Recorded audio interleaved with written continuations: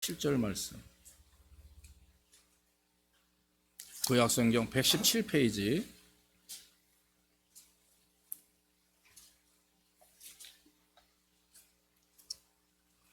출애굽기 23장 117페이지 14절에서 17절 말씀.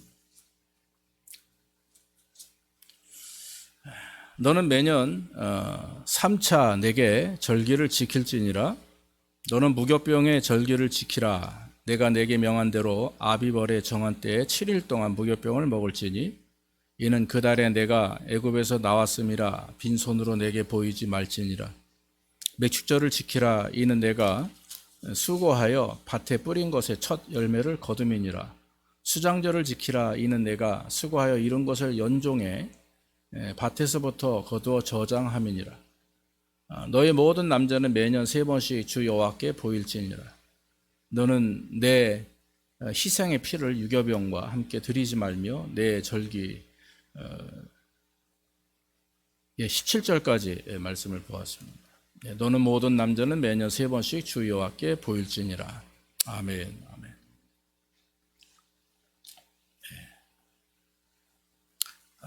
오늘이 무슨 날인가 하면은 여러분들 교회에서 이렇게 만들어 드린 달력을 보면 맥추절이라고 써 있습니다. 맥추감사절. 사실 그 맥추감사절을 저희도 매번 지키진 않습니다. 그런데 말씀을 준비하면서 달력을 보니까 맥추감사절, 그래서 오늘은 좀 새롭게 맥추감사절에 대한 좀 의미를 돌아보는 그런 시간을 갖기를 원합니다. 그 맥추절은 매 절기가 그렇습니다만은 하나님께 감사하는 절기죠. 맥추감사, 또 추수감사, 그렇죠. 그런데 이스라엘 백성들이 이 400년 동안 애굽의 압제 속에서 살다가 하나님이 이제 모세를 세워서 이스라엘을 이제 출애굽시킵니다. 그리고 가나안으로 가게 만드시죠. 그래서 40년 동안의 그 삶 동안 가나안 애굽에서 나와서 이거 광야 생활을 하면서 하나님의 인도하심을 경험하게 되죠. 그리고 나서 이제 그 가나안에 정착하게 돼서 그곳에서 그 약속의 땅에 다 정착해서 처음 이제 각 지파별로 자기 땅을 분배받고 그리고 밭을 일구면서 처음 얻은 열매, 첫 번째 수확한 그런 곡식들을 거두어서 하나님께 이제 드리는 그런 절기를 우리는 맥추절이라고 이렇게 말합니다. 그러니까 이스라엘이 이제는 노예가 아닌 이제 자유인으로서 내 땅에서 내가 참 씨앗을 심고 또 밭을 갈구어서 얻게 된 그런 곡식, 밀과 보리와 같은 그런 곡식들을 거두어서 하나님 앞에 드리는 거죠. 그래서 16절 보면 맥추절을 지키라. 이는 내가 수고하여 밭에 뿌린 것의 첫 열매를 거둠이니라. 그렇게 말씀했어요. 그러니까 여러분, 이 하나님께서 이 맥추절을 통해서 이스라엘 백성들이 영원토록 그 하나님을 기억하도록 하시는 거예요. 그래서 하나님을 기억해서 하나님 앞에 예물을 드리고 하나님께 감사를 표할 때 하나님이 그들에게 복을 주시겠다라고 하는 것이죠. 복을 주시겠다라고 하는 의미보다 이미 복을 받은 것에 대한 감사, 되돌려드리는 감사의 표현이라고 하는 것입니다. 구약에서 맥추절이 이처럼 처음 또는 처음 거둔 열매를 하나님 앞에 드리는 절기였다면 우리가 알다시피 추수감사절은 어때요? 추수감사절은 청교도인들이 미국 땅에 와가지고 하나님 앞에 드린 겁니다. 그래서 사실 그들은 스스로 밭을 일기기가 어려웠었어요. 인디안들의 처음에는 이제 인디안들을 굉장히 많이 죽이기도 했지만 그러나 후에는 청교도인들이 미국 땅에 미 대륙에 발을 디딘 이후에 이제 인디안들의 도움을 받아서 밭을 일구어서 처음 거둔 열매를 하나님께 드리며 예배를 드린 것을 이제 기념해서 추수감사절이다 이렇게 얘기하죠. 그래서 여러분, 맥추절은 7월 첫 주에 하고 추수감사절은 11월 말인가요? 이때 하지 않습니까? 그래서 전반기에 이제 농사를 지은 것에 거둔 것을 첫 열매로 드리는 것이 맥추감사절이고, 그리고 후반기에 농사를 지어서 거둔 것을 하나님께 드리는 것이 추수감사절이다 하는 것이에요. 그래서 여름에 한 번, 또 늦가을에 한 번, 이렇게 두 번 맥추절과 추수절이 이렇게 일반적으로 우리 기독교인들이 지키는 거예요. 그래서 여러분 부활절, 4월 달엔 부활절, 12월에는 성탄절이죠. 그러니까 부활절 다음에 맥추절, 맥추절 다음에 추수감사절, 마지막이 성탄절. 그래서 이 네 절기는 특별히 기독교에서 가장 귀하게 여기는 절기 중에 하나입니다. 그런데 우리 주로 이제 지키는 절기가 부활절과 추수절과 성탄절은 꼭 지키지만 맥추절은 지키지 않을 때가 있습니다. 저희 교회도 종종 넘어갈 때가 있는데 이 맥추절을, 그러니까 오늘이 맥추절입니다. 7월 첫째 주가 바로 맥추감사절이라고 하는 것이죠. 그래서 말씀을 준비하면서 정말 귀한 절기구나. 이 절기를 우리가 늘 마음속에 새기고 하나님 앞에 영광을 돌리는 그런 우리 교회와 우리의 삶이 되어야 되겠다 생각이 듭니다. 이 맥주절이 귀한 것은 뭐냐면 첫 열매를 하나님께 드린다라고 하는 거예요. 처음 익은 열매. 여러분 성경에는 이 첫 열매를 드림에 대한 말씀이 참 사실 많이 나옵니다. 레위기 23장 10절 띄울 수 있나요? 레위기 23장 10절 거기 보면 23장 10절 보면 이스라엘 자손에게 이제 하나님 이렇게 말씀하시죠. 너희는 내가 너희에게 주는 땅에 들어가서 너희의 곡물을 거둘 때에 위선 너희의 곡물의 첫 이삭 한 단을 제사장에게로 가져갈 것이요. 거둔 것의 첫 이삭 한 단. 그건 뭐예요? 첫 열매예요. 첫 열매를 누구에게 가져가요? 제사장에게. 왜 가져갑니까? 제사장에 바치는 게 아니라 하나님께 드리는, 하나님 앞에 드리며 예물을 드리며 예배하는 거죠. 신명기 26장 2절에도 비슷한 말이 나옵니다. 내 하나님 여호와께서 내게 주시는 땅에서 그 토지 소산의 맛물, 그게 첫 열매예요. 첫 열매를 맏아들이라고 그러죠. 맏아들, 장남을 맏아들이라고 하지 않습니까? 그러니까 처음 익은 것을 거둔 후에 그것을 취하여 광주리에 담고 내 하나님 여호와께서 그 이름을 두시려고 택하신 곳으로 이렇게 기록이 되어 있습니다. 사랑하는 여러분, 맥추절은 거두어 드린 첫 열매를 하나님께 드리는 감사의 절기입니다. 그런데 여러분, 이 첫 열매 하면 우리가 성경에 딱 생각나는 게 여러분 뭐가 있어요? 첫 열매. 첫 열매, 첫 것 하면은 보통 구약의 레위 사람들이 레위기에 보면 이제 하나님 앞에 드리는 그런 여러 가지 제물, 또 오늘 출애굽 이후에 하나님께서 말씀하신 이스라엘 백성들에게 이 절기들을 표현도 하지만 저는 말씀을 보면서 부활의 첫 열매 되신 예수 그리스도가 생각이 나는 거예요. 부활의 첫 열매 되신 예수 그리스도. 그래서 여러분 고린도전서 15장 20절에 예수 그리스도께서 죽은 자 가운데 다시 살아 잠자는 자들의 뭐가 되셨다? 첫 열매가 되셨다. 이렇게 말씀을 하고 있습니다. 그래서 여러분 맥추절을 우리가 경험하면서 감사하면서 우리는 처음 것을 하나님께 드린다라고 하는 의미 속에 예수님을 하나님이 우리에게 보내셨어요. 자, 예수님은 하나밖에 없는 독생자십니다. 근데 예수님이 이 땅에 오셔서 우리를 구원하셨죠. 그러니까 하나님이 가지고 계신 사실 모든 걸 우리에게 주신 거예요. 그렇죠? 여기 외동 아들 있지 않습니까? 앤디 외동 아들이죠. 자, 외동 아들이 있어요. 우리 또 수연이 외동 딸이죠. 자, 하나밖에 없는 자녀를 남에게 준다? 그것도 죽게 해서 십자가에 달려 죽게 해서 남을 위해서 이렇게 헌신한다, 준다. 이거는 인간으로서는 있을 수 없는 일, 할 수 없는 일입니다. 그런데 우리 하나님은 인류에 당신이 창조하신 사람들, 이 백성들의 죄를 구원하기 위해서 하나밖에 없는 아들 예수 그리스도를 우리에게 보내셔서 십자가에 죽게 하셨죠. 그걸로 끝나는 게 아니라 예수님이 사흘 만에 부활하셔서 승천하셨는데 그 부활하심을 성경은 뭐라고 기록합니까? 잠자는 자들의 첫 열매가 되셨다. 부활의 첫 열매가 되셨어요. 그래서 여러분 우리가 예수 그리스도를 믿고 믿음으로 신앙생활 하다가 주님 만나는 그때 우리가 이 땅에 살다가 죽어서 주님 만나든 다시 살아나죠. 또 살아있는 동안에 예수님이 재림하셔서 주님을 만나든 우리는 부활의 첫 열매 되신 주님을 본받는 것입니다. 할렐루야. 그래서 우리도 주님과 같이 하늘나라에서 영광을 얻게 되는 것이죠. 그래서 여러분 이런 예수 그리스도의 부활의 첫 열매가 있고 또 이 첫 열매라는 게 사실은 모든 것을 다 드린다라고 하는 의미가 있어요. 그러니까 물질뿐만 아니라 나의 가장 귀한 것, 내 삶을 하나님께 드린다라고 하는 의미가 있습니다. 잠언서 3장 9절로 10절에 보면 내 재물과 내 소산에 처음 익은 열매로 여호와를 공경하라. 그리하면 내 창고가 가득히 차고 내 즙틀에 새 포도즙이 넘치리라 그랬어요. 그러므로 여러분, 처음 것을 드린다. 이것은 가장 가치 있는 최고의 것을 드린다. 그래서 여러분들이 예물을 드릴 때도 그것이 뭐 10불이 될 수 있고 5불이 될 수 있고 뭐 1불이 될 수 있고, 중요한 거는 액수보단 정성을 다해서 최고의 마음으로 드린다라고 하는 거죠. 저도 집사람하고 1년 이상 연애를 했고, 우리 집사님들 보면 연애하시잖아요. 그러면 어때요? 사랑하는 사람을 만나게 되면 그냥 대충 하지 않습니다. 최고의 것을 주려고 노력합니다.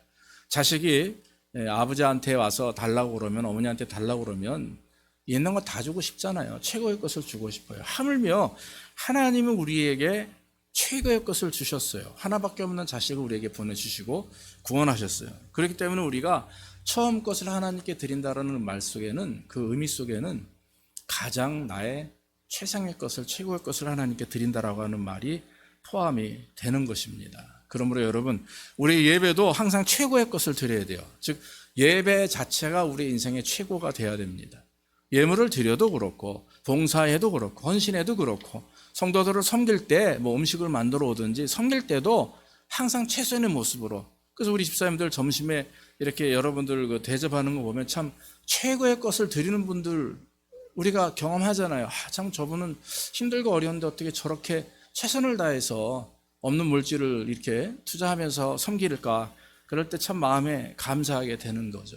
그러니까 우리가 하나님을 섬기듯이 성도를 섬기고, 하나님을 섬기듯이 가족을 섬기고 사람들을 섬기는 역사가 있어야 거기에 하나님의 영광이 드러나게 된다라고 하는 것입니다. 또 한 가지, 여러분, 이 맥추절의 의미를 가만히 보면 땀 흘림으로 오는 열매에 대한 감사를 배우게 돼요.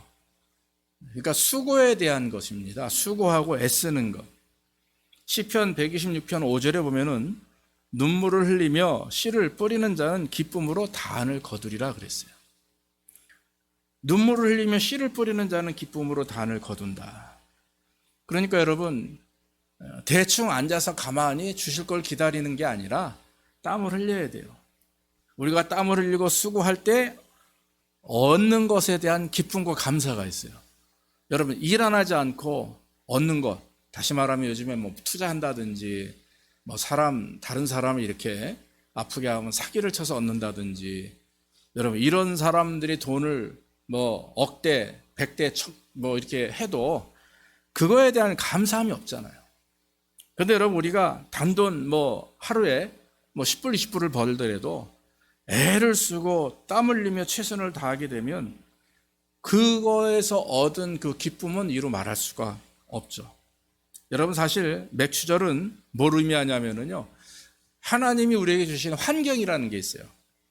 일할 수 있는 환경, 또 아니면 다른 여러 가지 환경들이 있지 않습니까? 그런 환경과 또 나아가 그 환경 속에 일할 수 있는 건강을 주셨잖아요. 지혜를 주시고 움직일 수 있는 몸과 마음을 주셨으면 그것을 최선을 다해서 우리가 애쓰고 노력해서 얻는 그런 기쁨이 있다라고 하는 거죠. 여러분, 쉽게 벌면 쉽게 쓰고 쉽게 잊어버려요. 쉽게 벌면 값어치를 모른다라고 하는 거죠. 조금 전에 말씀드렸다시피 이런 다른 방법, 온전한 그런 일반적인 방법이 아닌 변칙을 써서 이렇게 돈을 벌어들이는 사람들의 모습을 보면 그에 따른 값어치를 모릅니다. 그 돈의 값어치를 모르니까 상대방 사람들을 아프게 하고 상대방에게 고통을 주면서 그들의 돈을 빼앗는 일들이 얼마나 많이 있는지 모릅니다. 저와 여러분들이 하나님을 의지하며 살 때에 하나님께서 특히 광야 40년 동안의 이스라엘 백성들에게 만나와 메추라기를 주신 것은 단 한 가지 이유였었어요. 너희들을 공급하는 사람이 누구냐, 너희에게 먹을 것을 주는 그 통로가 무엇이냐, 원 근원이 무엇이냐를 깨닫게 하시는 거죠. 바로 하나님을 통해서요. 그런데 가나안에 오시자마자 이스라엘 백성들에게 하신 말씀이 뭐예요? 이를 힘을 땀 흘려 애를 써라, 수고해라, 그래서 얻어라 하는 말씀이에요. 그게 맥추절이에요. 그래서 거기서 얻은 것을 하나님께 드린다라고 하는 거죠. 저도 미국에 온 지 벌써 20여 년이 됐습니다. 96년도 미국에 왔어요. 그럼 27년, 요번에 이제 11월이 되면 10월이 되면 제가 만 27년이라는 시간이 됩니다. 자, 지금 27년 동안 목회한 지 지금 18년째 넘어가죠? 그러면 10년 동안 제가 한 일이 공부와 일한 것. 근데 청소를 7년 정도 했었어요. 부교육자 시절에 미국 오자마자 했는데, 그때 제가 화장실을 막 치워가며 그 회사의 그 바닥 어지럽게 참 그 바닥을 흘려버리는, 그러고서 이거는 손 하나 까딱 안 해요. 그냥 뭐 바닥 밑이 엉망진창입니다. 뭐 까먹고 버리고 쓰레기통 옆에 있는데도 그냥 바닥에 막 던져놔요. 그럼 그걸 제가 다 주워야 되고 백큐해야 되고, 또 화장실에 가보면 또 아주 엉망을 해놓고 지저분하고 이루 말할 수 없는 더러운 부분들이 있어요. 그럼 그거를 하면서 참 마음에 많이 울기도 했습니다. 내가 이것 때문에 미국 왔나? 이런 생각을 하면서도 나중에 제가 가지고 있는 깊은 어떤 마음이 하나 있는데, 그게 뭐냐면 미국에 사는 사람들, 성도들이, 한국 사람들이, 이민자들이 이렇게 애쓰고 정말 피눈물을 흘리며 마음에 울면서 얻은 대가를 가지고 하나님을 섬기는구나. 그 돈으로 하나님 앞에 11조를 하고 주일헌금을 하고 그리고 하나님께 감사 표현을 하는구나. 그거에 굉장한 감동이 있었어요. 그 이후부터 제가 성도들을 대하는, 성도들이 드리는 예물에 대한 생각이 완전히 바뀌어버렸어요. 한국에 있을 때는 모르죠. 그저 많이 버는 사람은 많이 헌금하는 거고 적게 버는 사람은 적게 헌금하고 뭐 이런 생각을 했지만, 미국에 와서는 많이 벌든 적게 벌든 11조를 드린다는 의미, 감사와 주일 예물을 하나님께 드린다는 의미가 얼마나 귀한 일인가 생각이 되었습니다. 어릴 때 제가 교회를 이렇게 어머니 따라서 부흥회라든지 교회를 따라 가본 적이 많이 있고, 저도 어릴 때부터 신앙생활을 해서 한국 교회 상황을 많이 압니다. 근데 특히 이제 예전에 그 뭐 한 70년대 후반 80년대 되면 그때 굉장히 그 부흥회라는 게 한국에 많이 있었어요. 그래서 부흥 강사들이 굉장한 인기였었습니다. 그래서 뭐 텔레비 연예인보다 더 인기여요, 그리스도인들에게는. 그래서 그분들이 교회 와가지고 설교를 한번 하면 3일 4일을 아침 저녁으로 새벽 하루에 3번을 예배를 드려요. 새벽 예배하죠, 10시에 모여서 예배하죠, 또 저녁에 밥 먹고 와서 7, 8시에 또 모여서 예배를 드리는데 한두 시간이 아닙니다. 설교를 한두 시간 해요. 그런데도 성도들이 모여서 밤새도록 정말 기도하면서 그 예배에 참여하고 예물을 하나님께 드리는데, 우리의 상상할 수 없는 많은 양의 예물들이 모여집니다. 그때 그렇게 예물을 드릴 수 있는 상황들이 안 됐음에도 불구하고 은혜가 되고 감사가 되니까 자기가 벌어들인 것에 11조가 아니에요, 12조 13조까지 드리는 분들이 허다했었어요. 그런 걸 보면서 정말 주일 때는 또 그런 일들이 있어요. 성도들이, 제가 다니던 교회에도 뭐 한 1000명 가까이, 또 나중에 1000명 이상 모이는 성도들이 하나님께 예물을 주일 드리는데, 헌금 봉투에다가 이름을 써가지고 기도 제목을 이렇게 써서 올리면 그걸 목사님이 하나하나 다 누가 감사 예물 드렸습니다, 기도 제목 다 외우, 그걸 읽으시는 거예요. 다 공개하는 거예요. 그때 이제 한편으로는, 그때는 그게 참 그렇구나 했는데, 시간 지나면 왜 그랬을까, 이렇게 누가 얼마 했다라고 하는 것이 오늘날 강단에서 누가 얼마 했습니다 이러면은 참 그게 프라이버시 깨는 거고, 어떻게 보면 이제 시험이 되고 문제가 되는 경우가 있었지만, 그때는요 그게 은혜가 됐었어요. 누가 저렇게, 돈이 중요한 게 아니라 거기에 우리 아들 어떻습니다, 이번에 꼭 뭐 하게 해주십시오, 우리 아이가 아픕니다, 낫게 해주십시오, 이런 기도 제목이 이 성도들에게 박히는 거예요. 그래서 집에 가면 그 기도를 안 할 수가 없는 거예요. 그래서 우리 어머니도 그러고 저도 그 얘기를 들을 때마다, 그 기도 제목을 들을 때 그분이 얼마 했다가 중요한 게 아니라 그 기도 제목이 내 마음에 박히는 거예요. 그러면서 하나님 앞에 간절히 기도했던 그런 기억이 있습니다. 사랑하는 여러분, 하나님께서 우리에게 땀 흘려 수고하고 그에 따르는 예물을 드리게 하시고 하는 것을, 이 맥추절에 너희들이 땀을 흘려서 밭을 일구고 그래서 스스로 자급자족에서 거두어진 것을 하나님께 바치라 하는 말씀은, 바로 오늘날 저와 여러분들이 신앙생활을 하면서 가만히 앉아서 주시기를 기도하는 그게 아니라, 최선을 다해서 하나님 앞에 영광 돌리며 내가 주신 것 감사해서 일구고 열매 맺고 거두어들인 것을 하나님 앞에 드림이, 그것이 하나님의 말씀이며 축복이 되는 줄로 믿습니다. 마태복음 7장 7절 8절에 구하라 그리하면 너희에게 주실 것이요, 찾으라 그러면 찾을 것이라, 문을 두드리라 그러면 너희에게 열릴 것이니 구하는 이마다 얻을 것이요 찾는 이가 찾을 것이요 두드리는 이에게 열릴 것이니라. 여러분, 구하고 찾는, 또 두드리는 자, 찾는 자, 이런 사람들에게 하나님 응답하신다는 말씀입니다. 반대로 말하면 구하지 않고 찾지 않으면, 두드리지 않으면 응답이 없다라고 하는 거예요. 무응답도 응답이다라는 말이 있어요. 그거는 기도하지 않는 사람들이 얻는 무응답에 대한 얘기가 아니라 애쓰고 기도하는데 응답이 없으신 것. 근데 그게 응답이에요. 왜냐하면 그때는 그게 필요하니까. 무응답이 필요한 거예요. 무응답이 필요해요. 소연이가 와가지고 지금 말씀 많이 드리. 아빠, 지나가는 페라리가 너무 좋아. 나 한 대만 사주세요. 전집사님 사주겠어요? 페라리를? 이제 초등학교 아이가? 돈이 많아도 안 사줍니다. 사줄 수 있지만 안 사줘요. 왜냐하면 얘가 만 18세 이상 되고, 그것도 그래도 운전을 어느 정도 해야 한 20대 중반 돼서 뭐 우리 전집사님이 그룹 회장 정도 된다면 하나 사줄 수도 있고 지가 사겠죠. 때라는 게 필요해요. 기도의 응답이 때라는 게 필요합니다. 그렇기 때문에 하나님의 때, 우리의 때는 이게 중요하고 우리의 때는 지금 당장 죽을 것 같지만 하나님이 보실 때는 아직 시간이 더 필요해요. 그럴 때는 하나님께서 가만히 계시는 거예요. 기다리시는 겁니다. 그 때가 되도록. 하나님의 때에 맞춰서 응답하시는 역사들이 있다라고 하는 것이죠. 사랑하는 여러분, 그러므로 저와 여러분들이 구하고 찾고 두드리는 일을 계속해야 됩니다. 그리고 열심히 맡겨진 삶 속에서 최선을 다해서 땅을 일구어 나가는 수고와 땀 흘림이 있어야 거기에서 우리는 감사를 경험할 수가 있고 또 그 감사의 예물이 진정한 감사의 예물이 될 수가 있다라고 하는 것이죠. 그러므로 이 땅에서 수고하고 노력하는 자들에게 주시는 것은 축복이에요. 오늘 성경 말씀에도 잠언 3장 9절로 10절 아까 우리가 봤지만 내 재물과 내 소산물에 처음 익은 열매로 여호와를 공경하라. 그리하면 내 창고가 가득하고 내 즙틀에 포도즙이 넘치리라 그랬습니다. 결론은 하나님을 공경하면 넘치도록 축복하신다라고 하는 것입니다. 여러분, 창고가 가득하다는 말이 영육의 은혜를 주신다는 말이에요. 하늘나라의 창고를 채우시기도 하지만 우리의 삶 속에서 우리에게 재정적인 능력도 은혜도 주신다라고 하는 것입니다. 그래서 육신적인 삶뿐만 아니라 영적인 하늘나라에 대한 창고를 하나님이 채우시겠다 하는 것이죠. 그러므로 맥주절을 잘 지키고 하나님을 온전히 섬기는 자들에게 하나님 은혜가 더해 주시는 것입니다. 성경에서 말하기를 하나님을 잘 섬기고 하나님께 영광을 돌리는 자들에게 하나님은 만배나 복을 주십니다. 하나님께 불순종하고 업신여기는 자들은 징계와 심판으로 일관하셨어요. 우리가 성경을 보면 우리가 다 압니다.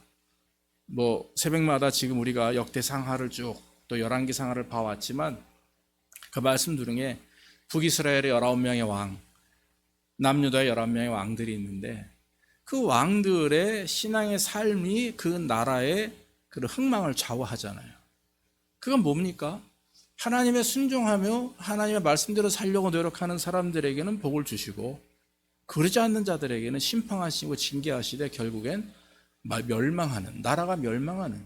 그래서 여러분, 우리의 가정, 우리의 교회, 우리가 속해 있는 곳에 하나님의 말씀대로 순종하느냐 안 하느냐가 굉장한 이슈가 되는 것입니다. 그러므로 여러분, 순종이 제사보다 나아요. 하나님의 말씀을 듣는 것이 다른 어떤 것보다도 가장 기름진 그런 재물보다 낫습니다. 그러므로 하나님의 말씀. 그래서 여러분, 우리가 아무리 예배를 열심히 한다고 해도 그 예배 자체에 말씀 순종이 따라오지 않으면 그 예배는 헛된 예배예요. 그 제사는 잘못된 겁니다.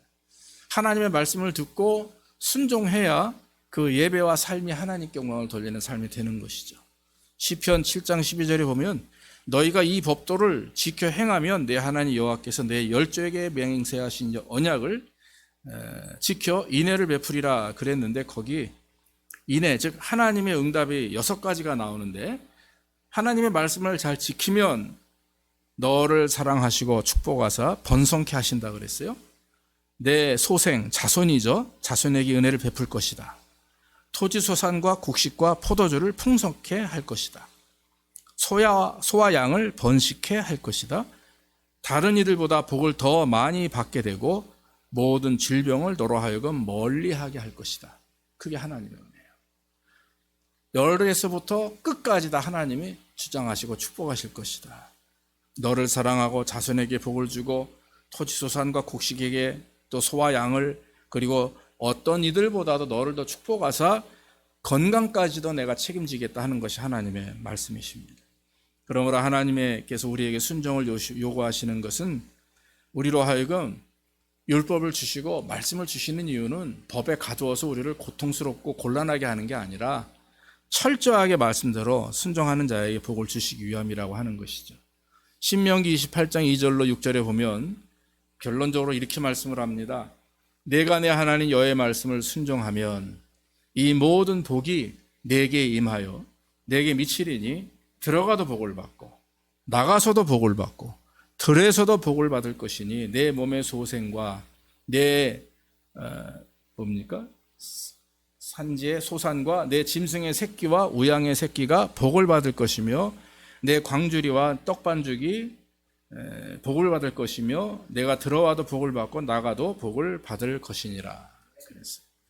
그래서 여러분 하나님의 말씀에 순종하는 것이 얼마나 귀한 일인지 모릅니다. 그래서 오늘 하나님께서 맥주절을 지정하시면서 우리로 하여금 처음 익은 열매로 드리게 하신 이유가 무엇인지 우리는 알게 됩니다.